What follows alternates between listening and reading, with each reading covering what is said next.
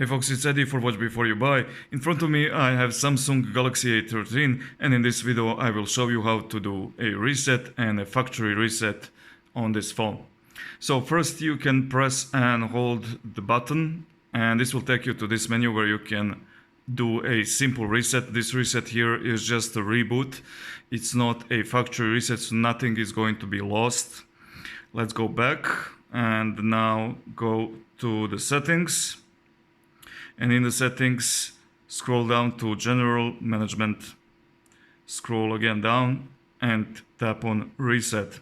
So here we have a few different things we can reset. You can reset all settings. So all the settings you changed, everything you did, you can reset it here. Reset network settings will remove all of your network connections and password from the phone. You have reset accessibility settings, not that important. Then below we have a factory reset and auto reset at set time. So just to show you this, I'm going to enable it and tap again here. So you can set your phone to auto reset every, let's say, Tuesday at 3 a.m.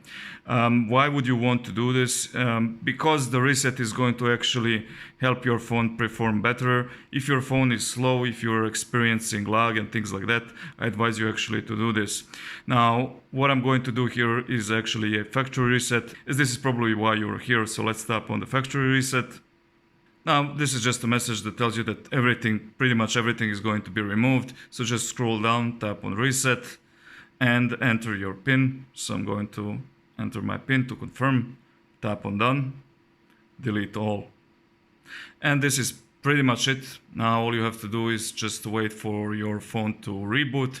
Your phone is going to remove everything and it's going to be set to the settings, basically the factory settings, the same settings that it was when you bought it. So this is what's happening here. So you'll have to wait a little bit for this process to finish. And then when it's done, you will see this screen here, which is letting you know that you didn't really take your SIM card out. So let's do that. I'm going to take the card out from the phone, return the tray back, and press on the button again. All right, you should see this screen if you reset it properly. And once all of this is done, all you need to do is again press and hold this button if you would like to power off the phone. So that's what I'm going to do here. And with this we are done. So thank you guys for watching. I hope you have enjoyed watching this video. If you did, please hit that like button. It really means a lot to me. Thanks for watching again. Have a nice day and see you in the next one. Bye bye.